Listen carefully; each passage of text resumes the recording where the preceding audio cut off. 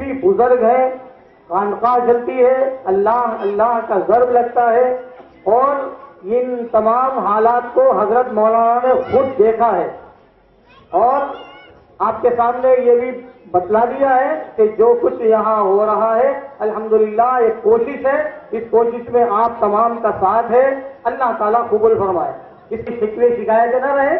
اب اصل عنوان پر ہم آ رہے ہیں، حضرت مولانا زبیر احمد صاحب، میری جو جذبات ہے شاید میں نہیں بتا سک رہا ہوں، اور میں مولانا کی طرف ہی یہ باتیں پہنچا رہا ہوں کہ مولانا خود بہترین انداز میں اب پوری تقریر میں، اب میدان حضرت جی کا ہے، حضرت مولانا کے پاس تو وہ تقریباً پوری بات آپ کو بتائیں گے۔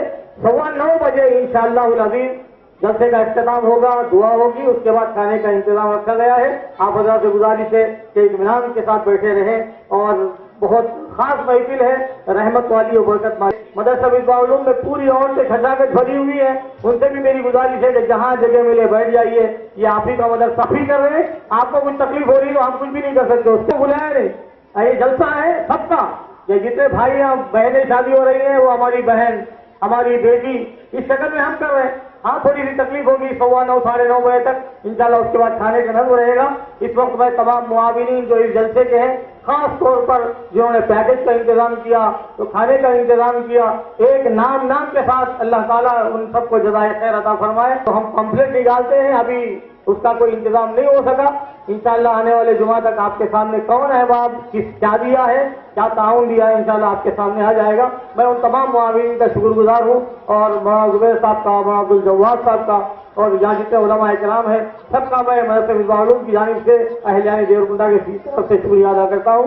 اللہ ہم سب کے آنے کو قبول فرمائے۔ تو ان کی ایک تاریخ ہے، اب میں تاریخ نہیں بتا رہا ہوں، یہ عبدالجواد صاحب مظاہری اس وقت جامعہ الکوثر کے ناظم ہیں، یہ ہمارے مصباح العلوم کے استاد رہ چکے ہیں۔ جامع مسجد کے اندر مدرسہ تھا، اس وقت حضرت مولانا یہاں ان کی خدمات تھی، یہ ہمارے استاد ہیں، اور ہمارے استاد تشریف لائے ہیں۔ 10 منٹ انشاءاللہ ان کی بات رہے۔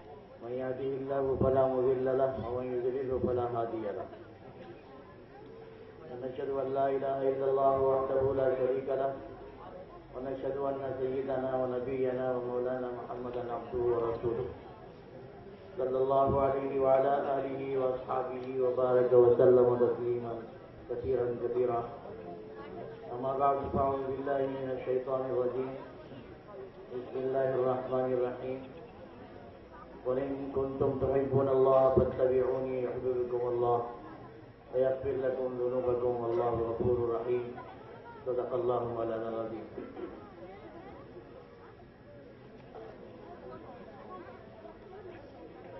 اس وقت مجھے کوئی تقریر تو کرنا نہیں ہے، نماز عصر سے عشاء تک سیرت النبی صلی اللہ علیہ وسلم کا جلسہ بھی ہونے جا رہا ہے، جس میں غریب لڑکیوں کی شادیاں بھی ہونے والی ہیں،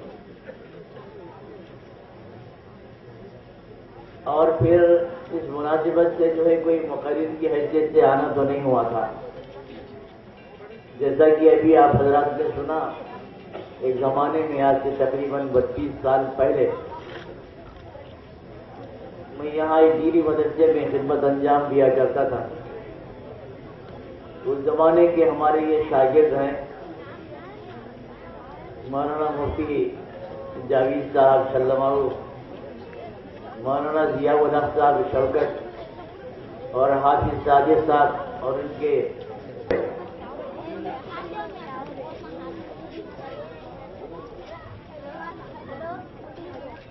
بلیہ نائٹ کی جانب سے یہ پیش کیا جا رہا ہے۔ میں سمجھوں آپ بھی کریں، جزاک اللہ آپ دونوں کا شکریہ۔ اگر میری آواز سن رہے ہو مولانا یاسر عثمانی صاحب تو تشریف لائیں، اور وقت بہت کم ہے، آپ سب سے درخواست ہے کہ جلسے کی اور ہماری تعریف رہی ہے کہ الحمدللہ ہمارا جلسہ سیرت النبی صلی اللہ علیہ وسلم ہر سال دور دراز سے تشریف لائے ہوئے حضرات علماء کرام، اساتذہ کرام، میری ماؤں بہنوں، اکابر علماء کی موجودگی میں مجھ طالب علم کا کچھ کہنا یہ میرے لیے سعادت ہے اور میرے لیے سند کا درجہ رکھتا ہے، میں اسٹیج پر موجود علماء کرام سے درخواست کروں گا کہ اپنی توجہات سے مستفید فرماتے رہیں۔ بہت مختصر سے وقت میں تکمیل حکم کے لیے آپ حضرات کے درمیان حاضر ہوا ہوں۔ میرے بھائیو، یہ جلسہ سیرت النبی صلی اللہ علیہ وسلم کا ہے، اور اس جلسے کے انعقاد کا سب سے بڑا مقصد یہ ہے کہ سیرت النبی صلی اللہ علیہ وسلم کا جو بنیادی پیغام ہے وہ پیغام امت مسلمہ تک پہنچایا جا سکے۔ میرے بھائیو، اللہ کے نبی علیہ الصلاۃ والسلام سارے عالم کے لیے رحمت بنا کر بھیجے گئے۔ اللہ کے نبی علیہ الصلاۃ والسلام انسانیت کو اخلاق سکھانے کے لیے بھیجے گئے ہیں۔ قرآن پاک میں اللہ رب العزت نے احسان جتلایا ہے امت مسلمہ پر۔ لقد من اللہ علی المؤمنین اذ بعث فیہم رسولا منہم یتلو علیہم آیاتہ ویزکیہم ویعلمہم الکتاب والحکمہ وإن كانوا من قبل لفی ضلال مبین۔ اللہ ارشاد فرماتا ہے کہ ہم نے اللہ تبارک و تعالی نے ایمان والوں پر یہ احسان کیا ہے۔ اندازہ لگائیں، قرآن پاک کا انداز دیکھیے، قرآن پاک کا گفتگو کا طریقہ دیکھیے کہ اللہ تبارک و تعالی جس نے کائنات کو وجود بخشا، جس نے انسان کی تخلیق فرمائی، جس نے کائنات کو انسان کا غلام بنا دیا، جس نے کائنات کا ہر ذرہ اللہ جس نے پیدا کیا، لیکن کبھی اس نے احسان نہیں جتلایا۔ احسان جتلایا تو محمد الرسول اللہ صلی اللہ علیہ وسلم کی بعثت پر اور آپ کی ولادت مبارکہ پر احسان جتلایا۔ فرمایا لقد من اللہ علی المؤمنین اذ بعث فیہم رسولا منہم۔ اللہ تبارک و تعالی نے ایمان والوں پر یہ احسان عظیم فرمایا ہے کہ ایک ایسا رسول ان کے اندر بھیجا، اور اس پیغمبر نے کھڑے ہو کر یہ اعلان کیا کہ اے جاہلو، اے ایسی قوم کہ جو اپنے آپ کو انسانیت کے معیار سے نیچے گرا چکی ہو، اس قوم کو ایک وحدانیت کا سبق دیا، اخلاق کا سبق دیا، اور ایک ایسا معیار بتایا زندگی گزارنے کا کہ جس پر چل کر کے اس قوم نے ایک ایسا نعرہ، اس قوم نے ایک ایسا انعام حاصل کر لیا۔ قرآن پاک کے اندر ارشاد فرمایا گیا اولئک هم المفلحون، اولئک هم الصادقون، اولئک هم المتقون، اولئک هم الفائزون۔ اللہ تبارک و تعالی نے اس قوم کو پھر انعامات سے مالا مال فرما دیا، جس قوم کے بارے میں اس قوم پر کوئی حکمرانی کرنے کو تیار نہیں، ایسی گوار قوم، ایسی جاہل قوم کہ جس پر کوئی حکمران بننے کو تیار نہیں، ایسی جہالت والی قوم کو اللہ کے نبی علیہ الصلاۃ والسلام نے اپنی آمد کے بعد آمد کا مقصد بتا کر بڑے احسان ہے اللہ کے نبی صلی اللہ علیہ وسلم کے اس امت پر۔ انبیاء نے ارادے ظاہر کیے تھے، فرشتوں نے حضرت آدم کی تخلیق سے پہلے اعلان کیا تھا۔ مبارکباد ہے اس امت کے لیے، خوشخبری ہے اس امت کے لیے جس امت میں اس نبی کو بھیجا جائے گا۔ یہ ایسی امت ہے کہ جس امت میں اس نبی کو بھیجا گیا اور ہم گناہگاروں کو اس امت میں پیدا کیا گیا۔ میرے بھائیو، ہم نے اللہ تبارک و تعالی کے نبی صلی اللہ علیہ وسلم کو نہ پہچانا۔ ہم اگر ان کا ادراک کر لیتے، ہم اگر انہیں پہچان لیتے تو پھر ہماری زندگیوں کے طریقے الگ ہوتے، ہماری زندگیاں گزارنے کے انداز مختلف ہوتے۔ ہم اللہ کے نبی صلی اللہ علیہ وسلم کا ہم نے اگر صحیح ادراک کر لیا ہوتا تو پھر ہمارے جلسے ایسا انتشار کا شکار نہ ہوتے، ہمارے جلسے انتہائی پرسکون انداز میں اختتام پذیر ہوتے۔ نبی اکرم صلی اللہ علیہ وسلم نے فرمایا الصلاۃ والسلام نے لوگوں کی اخلاقی تربیت پر اتنا زور دیا ہے، اتنا زور دیا ہے، خاص طور سے فرمایا کہ ایک مسلمان اسی وقت مسلمان کہلا سکتا ہے جب اس کی زبان سے دوسرا مسلمان محفوظ رہے، ایک مسلمان اسی وقت مسلمان کہلا سکتا ہے جب اللہ کے نبی نے فرمایا کہ ایک مسلمان اس وقت تک مومن نہیں ہو سکتا جب تک کہ اس کے پڑوسی کا وہ خیال نہ کرے۔ فرمایا مومن اس وقت تک مومن نہیں ہو سکتا جب تک کہ اپنے پڑوسیوں کا پیٹ بھر کر اپنا پیٹ بھرنے کی فکر نہ کرے۔ حضرت علی رضی اللہ تعالی عنہ کے بارے میں قرآن کریم کہتا ہے وَيُطْعِمُونَ الطَّعَامَ عَلَى حُبِّهِ مِسْكِينًا وَيَتِيمًا وَأَسِيرًا، کہ حضرت علی رضی اللہ تعالی عنہ کہ جمائی ہے اللہ کے نبی صلی اللہ علیہ وسلم نے مبارکباد بھی ارشاد فرمائی۔ نوجوان سے دوستی کرنا پسند نہیں کرتا، آج ایک گلی کا نوجوان دوسری گلی والے سے ملنا پسند نہیں کرتا۔ آج مسلمان نوجوان کا حال یہ ہو گیا ہے کہ اپنے مسلمان بھائی کو دیکھ کر کے اپنا سینہ پھلاتا ہے، اپنی بہادری مسلمان کے سامنے ظاہر کرتا ہے۔ ارے اللہ کے نبی نے فرمایا تھا کہ تم ایک امت ہو، تمہاری مثال ایک جسم کی طرح ہے، تمہاری مثال ایک جسم واحد ہے۔ ایک انسان کے جسم کی ہلکی سی انگلی پر کوئی خراش لگ جائے اور اس کی انگلی کو زخم لگ جائے تو سارا جسم کانپ اٹھتا ہے۔ پیر میں کانٹا چبھ جائے تو آنکھوں سے آنسو جاری ہو جاتے ہیں۔ کسی موقع پر امام الہند مولانا ابوالکلام آزاد نے کہا تھا کہ اللہ کے نبی صلی اللہ علیہ وسلم نے تمہیں ایک امت بنایا ہے، اگر تمہارے پیر میں کانٹا چبھ جاتا ہے، تمہاری آنکھ سے آنسو بہنے لگتا ہے۔ مولانا نے فرمایا کہ کیا وجہ ہے کہ کسی دوسرے علاقے کے مسلمان پر ظلم ہو رہا ہو اور تم اپنے گھروں میں آرام سے بیٹھے ہو، کیسے مسلمان بن گئے؟ اللہ کے نبی علیہ الصلوۃ والسلام نے فرمایا کہ ایک جسم واحد ہو، متحد رہو گے، اللہ تبارک و تعالی کامیابی اور کامرانی عطا فرمائے گا۔ اللہ کے نبی نے فرمایا تھا ایک دوسرے کے حقوق ادا کرنے والے بنو، اور اللہ کے نبی نے فرمایا تھا کہ ایک دوسرے کے مددگار بن جاؤ۔ اللہ کے نبی نے فرمایا تھا ایک مسلمان دوسرے مسلمان کے لیے آئینہ ہے۔ اللہ کے نبی نے فرمایا تھا کہ ایک مسلمان جب کسی مسلمان بھائی کی مدد کے اندر رہتا ہے، اللہ تبارک و تعالی اس کی مدد کے فیصلے فرماتا ہے۔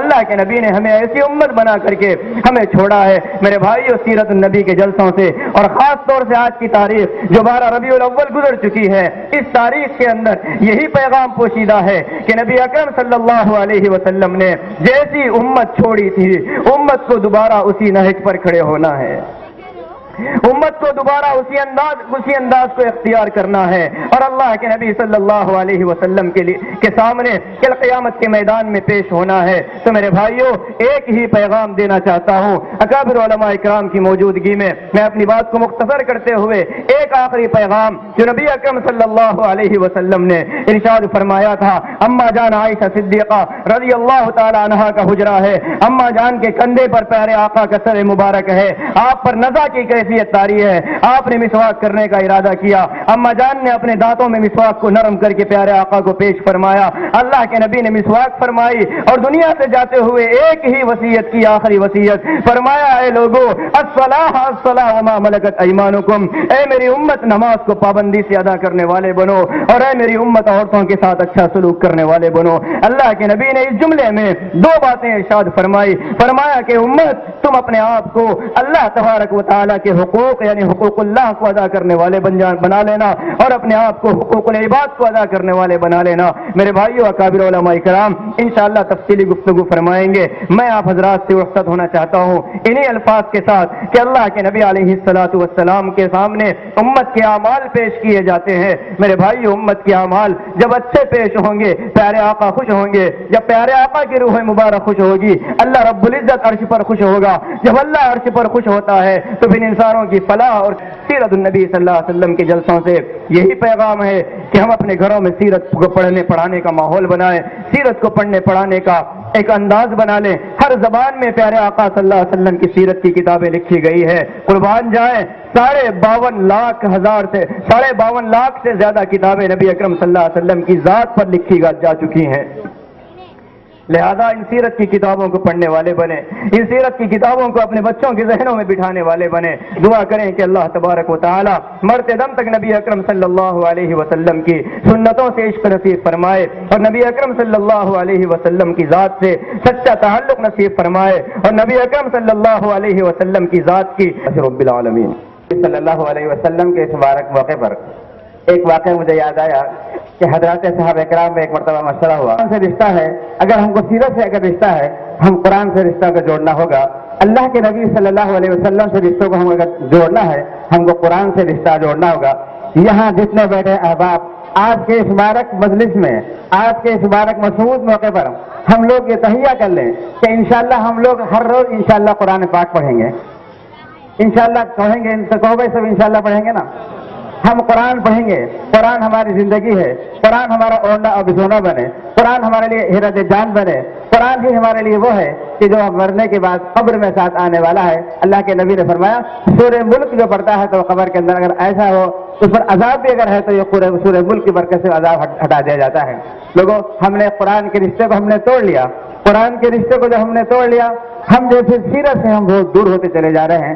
آج ہمارے بچے قرآن سے بہت دور ہوتے چلے جا رہے ہیں، آج ہم چھوٹے بڑے سب قرآن سے بہت دور ہوتے چلے جا رہے ہیں۔ آپ کے اس مبارک مسعود جلسے کے موقع پر ہم سب یہاں سے نیت یہ کر کے اٹھے انشاءاللہ جو ہمارے فاضل نوجوان عالم دین مولانا یاسر عثمانی صاحب آپ کو بتا رہے تھے، مولانا یاسر عثمانی صاحب کا تعلق دیوبند کی سرزمین سے ہے، اور انہوں نے دارالعلوم دیوبند سے فراغت کے بعد پھر وہاں سے تخصیص کیا، اور اس کے بعد جو ہے یہ خدمت میں لگے ہوئے بھی ہیں، اور اس کے ساتھ ساتھ جو ہے ہمارے درمیان بہت ہی قابل شخصیت مولانا مفتی زرعی صاحب کی ہے، وہ ہم بہت دور سے جو ہے ہمارے خدمت میں جو ہے حضرت تشریف لائے ہیں، ان کو ہمیں سننا ہے۔ اور آج ہم اہلیان دیورکنڈے کی یہ خاصیت رہی ہے کہ اہلیان دیورکنڈا اپنے اس اخلاق کا ثبوت پیش کرتے ہیں کہ اس جلسے میں جب تک بات ختم نہ ہو جائے اور جب تک دعا نہ ہو جائے، ہماری تاریخ یہ رہی ہے کہ ہم یہاں سے اٹھتے نہیں ہیں۔ تشریف لائے ہیں، کیا بتا کہ اللہ تعالیٰ جو ہے ان کے لیے ہدایت کا ذریعہ بنے۔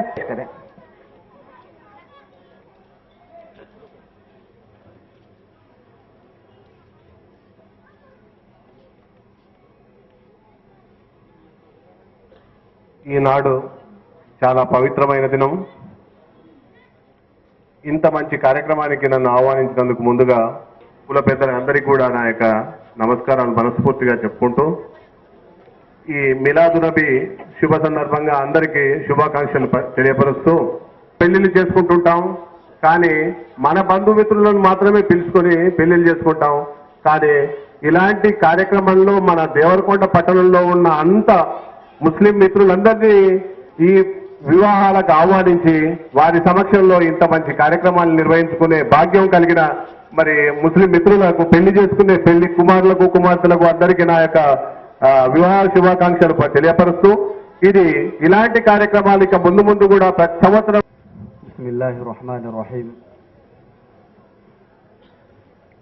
నహ్మదుహు వ నుసల్లి అలా రసూలిహిల్ కరీం. అమ్మా బఅద్.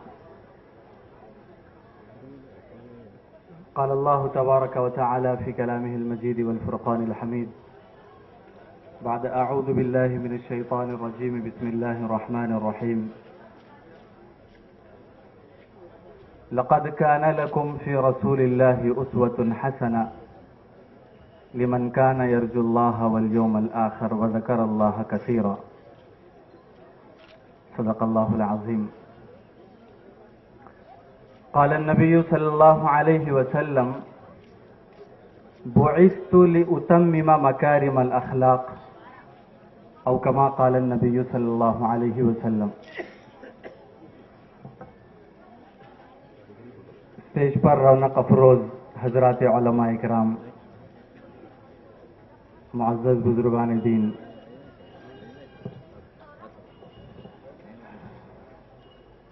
اللہ تبارک و تعالی نے میرے اور آپ کے پیارے آقا حضرت محمد الرسول اللہ صلی اللہ علیہ وسلم کے بارے میں قرآن مجید میں یوں فرمایا، وَمَا أَرْسَلْنَاكَ إِلَّا رَحْمَةً لِلْعَالَمِينَ. ہم نے آپ کو تمام عالم والوں کے لیے رحمت بنا کر بھیجا ہے. سارے جہاں کے لیے ہم نے آپ کو باعث رحمت بنا کر بھیجا ہے. غور کرنے کی بات یہ ہے کہ آیت کریمہ میں اللہ نے رحمتاً للمؤمنین نہیں فرمایا کہ ہم نے آپ کو صرف ایمان والوں کے لیے رحمت بنا کر بھیجا. اللہ نے یہ نہیں فرمایا کہ ہم نے آپ کو متقیوں کے لیے رحمت بنا کر بھیجا. یہ نہیں فرمایا کہ ڈرنے والوں کے لیے ہم نے آپ کو رحمت بنا کر بھیجا، بلکہ اللہ رب العزت کے الفاظ ہیں للعالمین، سارے عالم والوں کے لیے ہم نے آپ کو رحمت بنا کر بھیجا ہے. عالم والوں میں مومن بھی داخل ہے، مسلمان بھی ہے، غیر مسلم بھی ہے. غرضے کہ اللہ کی بنائی ہوئی اس دھرتی پر بشکل انسان جتنے رہتے ہیں، اپنی زندگی گزارتے ہیں، سب اس میں داخل ہیں. کسی مذہب سے تعلق رکھنے والا ہو، کسی دھرم سے تعلق رکھنے والا ہو، کسی دین سے تعلق رکھنے والا ہو، حکومت کی فہرست میں کسی اور طبقے میں اس کا نام ہو، لیکن اللہ نے کہا کہ ہم نے تو آپ کو سب کے لیے رحمت بنا کر بھیجا ہے. اور حضرت محمد صلی اللہ علیہ وسلم نے اس معیار پر، اس کسوٹی پر جو اللہ نے آپ کو عطا فرمائی ہے، اس پر مکمل اتر کر آپ نے امت کو بتلا دیا ہے. یہ غزوہ احد کا واقعہ پیش آیا جس میں حضرات صحابہ کرام کی مورخین نے، مفسرین نے، محققین نے، محدثین نے، سبوں نے لکھا ہے کہ ایک اجتہادی چھوٹی سی چوک کی وجہ سے ایک بہت بڑا سانحہ پیش آیا جس میں 70 حضرات صحابہ کرام شہید ہو گئے. صحابی ہیں ثمامہ ابن اوسال رضی اللہ عنہ، مسلمان نہیں ہوئے تھے، ایک قبیلے کے سردار تھے. اتفاق سے قید ہو کے آ گئے. مسجد نبوی میں ان کو باندھ دیا گیا. 3 دن مسجد نبوی میں رکھا گیا تھا. 3 دن وقت پر ان کو کھانا دیا جاتا تھا، ان کی ہر ضرورت کو پورا کرنے کا خیال رکھا جاتا تھا، اور ان سے کسی چیز کا تعرض نہیں کیا گیا، کچھ نہیں کہا گیا ان سے. وہ صرف مسلمانوں کو اور اللہ کے نبی صلی اللہ علیہ وسلم کو دیکھ رہے تھے کہ یہ صبح سے آ رہے ہیں اور شام تک آتے رہتے ہیں اور کیا کرتے ہیں. ان کے اعمال پہ نظر تھی، ان کی اخلاق کی وسعتوں پہ نظر تھی. 3 دن کے بعد محمد رسول اللہ صلی اللہ علیہ وسلم نے فرمایا کہ ثمامہ کو رہا کر دیا جائے. جیسے ان کو چھوڑ دیا گیا تو یہ مسجد نبوی سے باہر نکلے. کچھ فاصلے پر ایک چشمہ تھا، چشمے پہ پہنچے، وہاں انہوں نے غسل کیا اور اپنا سردارانہ لباس اتار دیے اور ایک عام انسان کی طرح لباس پہن لیے اور حضرت محمد